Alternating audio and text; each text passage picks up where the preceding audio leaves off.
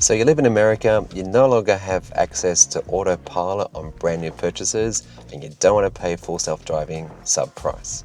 What do? Well, cars like the Kia EV4 actually have pretty decent lane keep assist. So in this video I'm going to demonstrate what it can do, what its limitations are, and why in some aspects it's actually better than what autopilot is.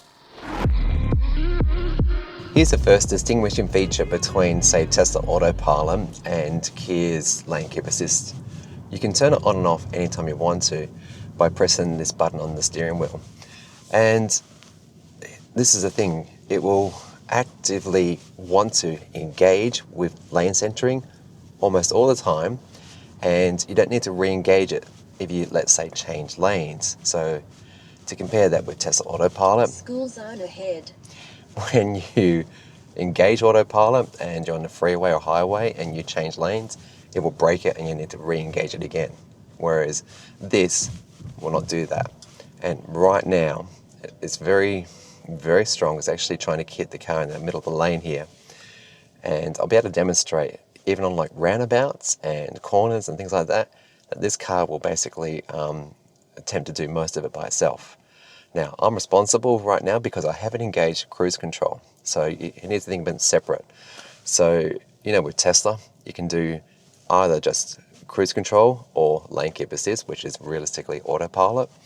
This actually can, you can do either. And I can turn one or the other on or off separately, which I know there are some drivers out there who absolutely love that.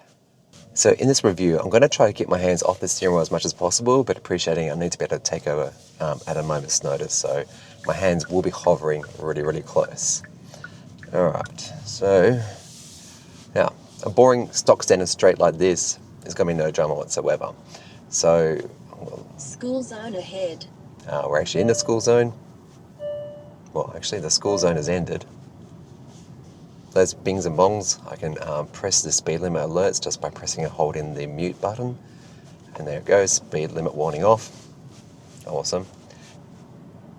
Yeah, this is nothing. And I can engage cruise control. Away it goes.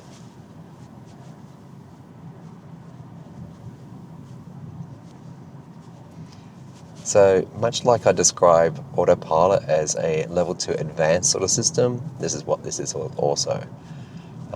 And nag-wise, if I'm not doing enough pressure, it will actually probably come in every 15 to 20 seconds.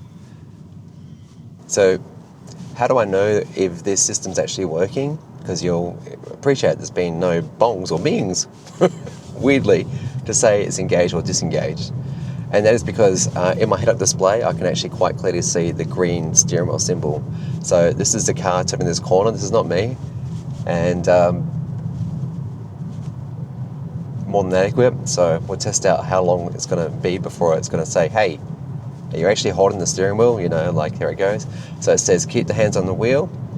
So I'll let it actually error out, like disengage and see what it does. There it goes. It's still actually doing it.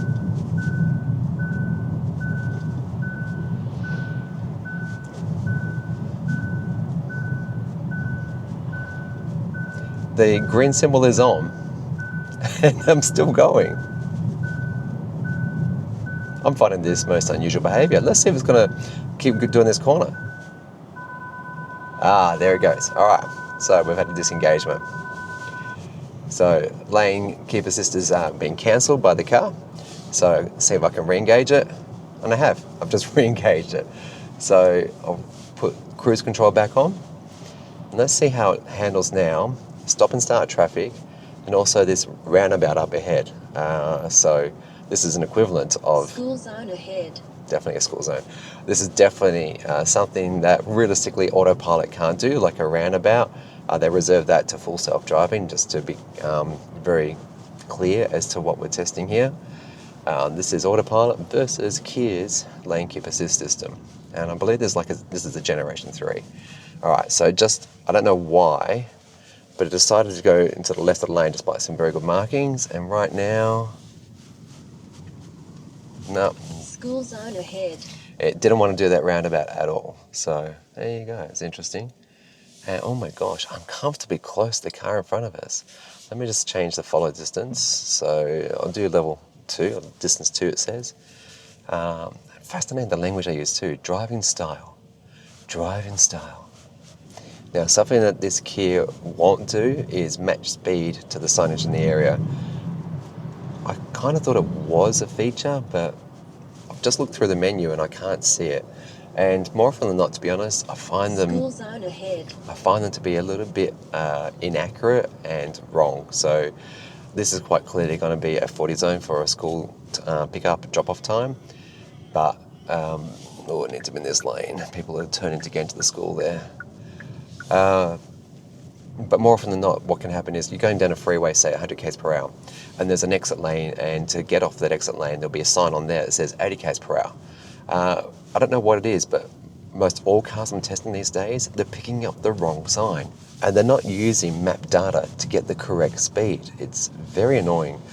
I get why, let's say there's a temporary construction zone and the car should be matching that construction zone. Good use case. But otherwise, it doesn't make sense. Anyway, I hope this has been a reasonable demonstration of his abilities. I feel it has. It's just, I think the key takeaway is this, is that in America right now, you cannot get, with a brand new purchase of a vehicle, autopilot anymore. It's gone, disappeared. You've only got basic cruise control. So the ability of like this car, where this can actually do bends such as this, so we're going to do this gentle curve here, it's not even 15 degrees, soft edging, not well marked, it can do it. And around this corner it's probably a good 15 to 20 degree curve. It can do it. And for my American friends out there, if the loss of autopilot and not wanting to pay the full self-driving subscription price, you might want to check out the Kia EV4. This is quite decent and really comfortable driving experience. And if I had to do a big freeway, highway drive, I would do it in this car. This is a good, comfortable seat. It's a great car. Reasonably efficient. It's running quite efficiently. I'm at 14.4 kilowatts per 100 k's today. That's this many kilometers from this long-range variant. So anyway, hope you've enjoyed the video. Thanks for watching, really appreciate it. Subscribe if you haven't already, and check out one of these videos if you want to go see something, maybe the Kia EV4 reviews over there, I don't know. Anyway, alright, catch you soon.